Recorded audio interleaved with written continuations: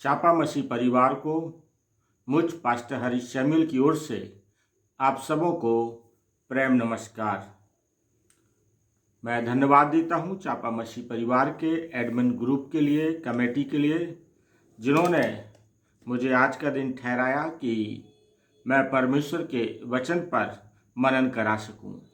और जो मुझे शीर्षक दिया गया है, परमेश्वर की बुद्धि और शक्ति क्रूस की दुर्बलता और मूर्खता से अधिक रूप से प्रकट होती है।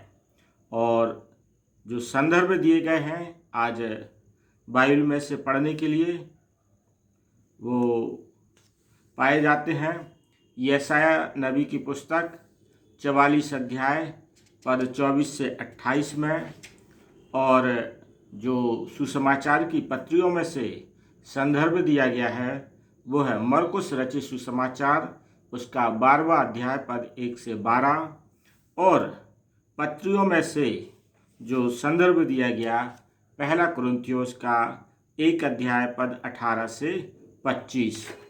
और यहाँ पर जो शीर्षक दिया गया है, परमेश्वर की बुद्धि और शक्ति क्रूस की दुर्बलता और मूर्खता से अधिक रूप से प्रकट हुई है।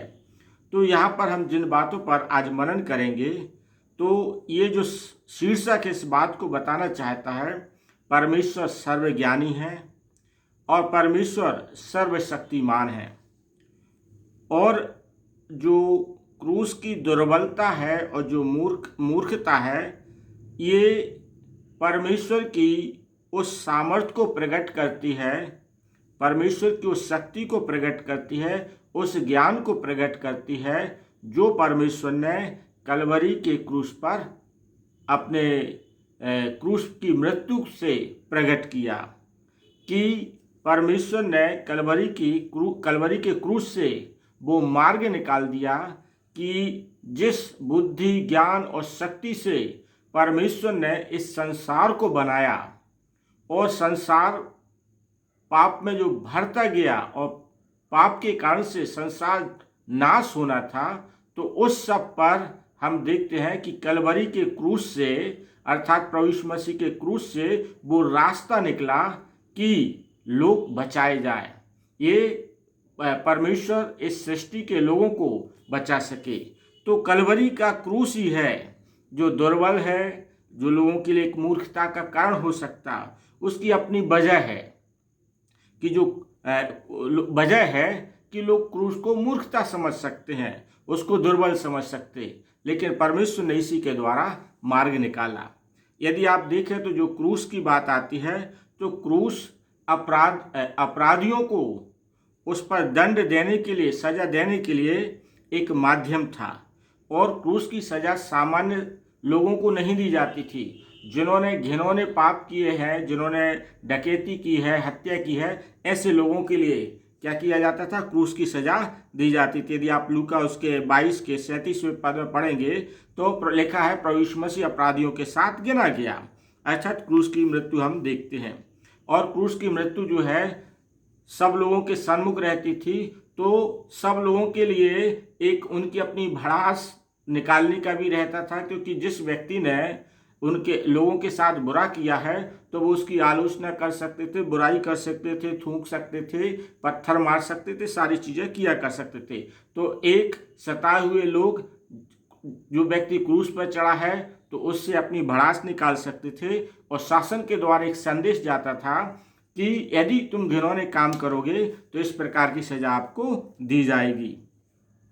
अब जो हमें संदर्भ दिया गया था यशायाह नबी की पुस्तक 44वां अध्याय पद 24 से 28 में, जब आप उनको पढ़ेंगे, पद 24, 25 और 27 पढ़ेंगे, तो वहाँ पर हम देखते हैं कि जो संदर्भ बताता है कि परमेश्वर कैसे सर्वशक्तिमान है, वो अपने रूप को प्रकट करता है। वहाँ पे लिखा है परमेश्वर ने सब कुछ बनाया, और परमेश्वर ने जो सब कुछ बनाया है, और उसमें से जो झूठे हैं, बुद्धिमान अपने आप को समझते हैं, जो पंडिताई वाले हैं, जो भविष्यवाणी करने वाले, परमेश्वर कहता मैं सबको हटा दूंगा। इसके बाद पद 27 में आप परमेश्वर का कैसे प्रकृति पर अधिकार है, आप उस बात को देख सकते। अर्थात यहाँ पर परमेश्वर अपने आप को सर्वशक्तिमान के रूप में प्रकट करता है। लेकिन जब पद आप इसी के यशायाह 44 के 26 और 28 को पढ़ेंगे तो वहाँ पर यरूशलेम बसाई जाने का वर्णन मिलता है, मंदिर की नींव डाले जाने का वर्णन मिलता है। यरूशलेम बसाई जाने का मतलब अभी तक जो प्रभु यीशु मसीह के समय जो लोग हैं वो रोमी शासन के अधीन थे, पर प्रभु यीशु मसीह इस बात का प्रतीक है कि अब जो यहूदी लोग हैं वो बसाए जाएंगे। और साथ ही मंदिर की जो नींव की बात आपको देखने को मिलती है, तो मंदिर की नींव जब प्रभु यीशु मसीह कलवरी की क्रूस पर चढ़ाए गए, प्रभु यीशु मसीह ने अपने प्राण त्यागे, तो मंदिर का जो पर्दा है जो पवित्र स्थान और महापवित्र स्थान को अलग करता था, एक बीच में पर्दा था, वो पर्दा ऊपर से नीचे तक फट गया। अर्थात प्रभु यीशु मसीह ने कलवरी के क्रूस से वो पर्दा फाड़ दिया, वो पर्दा हटा दिया, कि जिसके कारण से अब इस संसार के सारे लोगों के लिए एक नया मंदिर, ऐसा मंदिर जिसमें केवल यहूदी नहीं बल्कि संसार का हर एक व्यक्ति जो प्रभु यीशु मसीह को उद्धार करता, ग्रहण करता है, पापों से पश्चाताप करता है, तो उनके लिए दरवाजा खुल गया। और ये दरवाजा क्रूस से ही हुआ।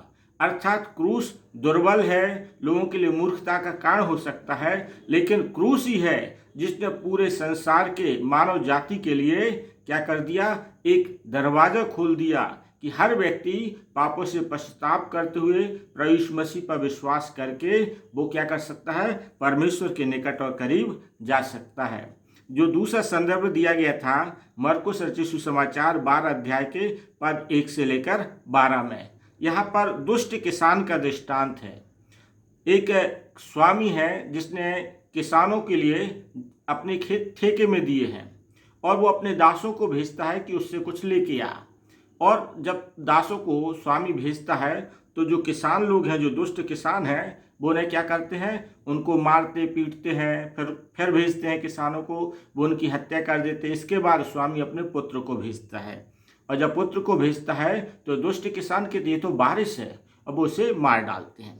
ये बात सदूकी फरीसी समझ गए कि ये दृष्टांत प्रभु यीशु मसीह उनको लेकर दे रहा है, तो वो क्या करते हैं, प्रभु यीशु मसीह के विरोध में षड्यंत्र बनाते हैं कि उसे मार डालें। लेकिन भीड़ थी जो प्रभु यीशु मसीह के पक्ष में थी, तो वो उनका कुछ नहीं कर पाते। तो जो ये दृष्टांत इस बात को बताता है परमेश्वर कितना अधिक प्रेम करता है कि दासों को मार दिया, फिर दासों को मार दिया, उसके बावजूद उसने पुत्र को भेजा तो उन्होंने पुत्र को ही मार दिया।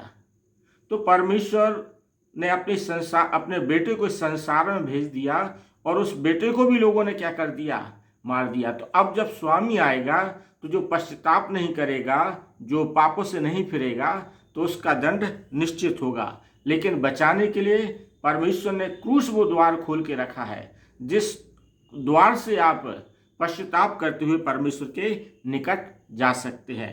तो क्रूस दुर्बल है, लोगों के लिए मूर्खता का कारण हो सकता है, लेकिन क्रूस उद्धार का द्वार है। इसके बाद जो तीसरा संदर्भ दिया गया था पहला कुरिन्थियोस का 1 अध्याय पद 18 से 25, इन पदों को बहुत अच्छे से हम लोग जानते हैं, जहाँ पर इस बात का वर्णन है कि क्रूस की कथा नाश होने वालों के लिए मूर्खता है, पर हम उद्धार पाने वालों के लिए परमेश्वर की सामर्थ्य है। इस जो अध्याय है, ये जो पद हैं, इनको हम दो भागों में बांट सकते हैं। एक वे लोग हैं जो नाश होने वाले लोग हैं, एक वे लोग हैं जो उद्धार पाने वाले हैं जिनके लिए परमेश्वर की सामर्थ्य है। नाश होने वालों में जब आप पढ़ेंगे पद 19 में, तो ये ज्ञानवान लोग हैं जो क्या करते हैं, परमेश्वर के वचन को सुनते हैं, चर्चा करते हैं और कहते हैं कि हम देखेंगे। जिसमें यदि आप देखें तो प्रेरितों के काम 26 अध्याय के पद 24 से 29 में एक घटना का वर्णन मिलता है, जब पौलुस परमेश्वर के वचन की उसमें धुन रहती थी और सुसमाचार सुनाता है, तो और फेस्तुस के सामने रहता है। तो फेस्तुस कहता है पौलुस से, पौलुस तेरे बहुत ज्ञान होने से तू क्या हो गया है, पागल हो गया है। और राजा अग्रिप्पा है जिसे सुसमाचार जब पौलुस प्रेरित सुनाता है तो क्या बोलता है, तू मुझे थोड़े से समझाने में मसीह बना लेना चाहता। तो ये वे ज्ञानवान लोग हैं जिनको सुसमाचार सुनाया जा रहा है, पर वो ग्रहण कर नहीं पा रहे क्योंकि ये अपने आप को ज्ञानवान समझते। फिर आप देखिए कौन नाश होंगे, समझदार। सदूकी फरीसी बहुत समझदार थे और व्यवस्था की बातों को जानते थे, बहुत सी बातों को वो जानते थे। तो इस समझदारी से क्या करते थे, प्रभु यीशु मसीह को अपनी बातों में केवल फंसाने में लगे रहते थे। फंसाने में क्या लगते, व्यवस्था की बातों को लेकर फंसाने में लगे रहते थे। कौन सी बड़ी आज्ञा है, अनंत जीवन पाने के लिए क्या करें, सबत के दिन, और यहूदी चिन्ह ढूंढते। तो ये सब वो नाशमान लोग हैं जो समझदारी तो प्रकट कर रहे हैं पर इनमें समझदारी है नहीं। फिर तीसरे इसमें जो नाश होने वालों में है, संसार का जो ज्ञान रखते हैं, ये हर चीज को तर्क में ढूंढते हैं, ये हर चीज में लॉजिक ढूंढते हैं।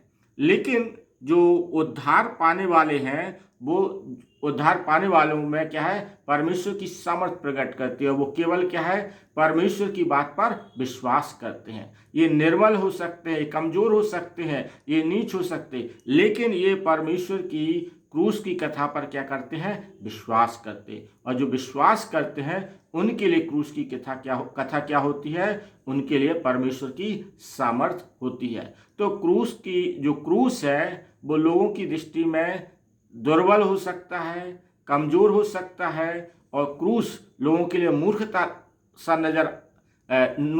सी नजर आ सकती है, लेकिन उद्धार पाने के लिए दरवाजा वही है। तो आप इस बात को याद रखिए कि जिसे भी उद्धार पाना है, जिसे भी नया जीवन उद्धार पाना है, परमेश्वर के साथ संगति करना है, उसे क्रूस की कथा पर विश्वास करना पड़ेगा। परमेश्वर अपने वचन के द्वारा हम सबों को आशीषित करे। धन्यवाद।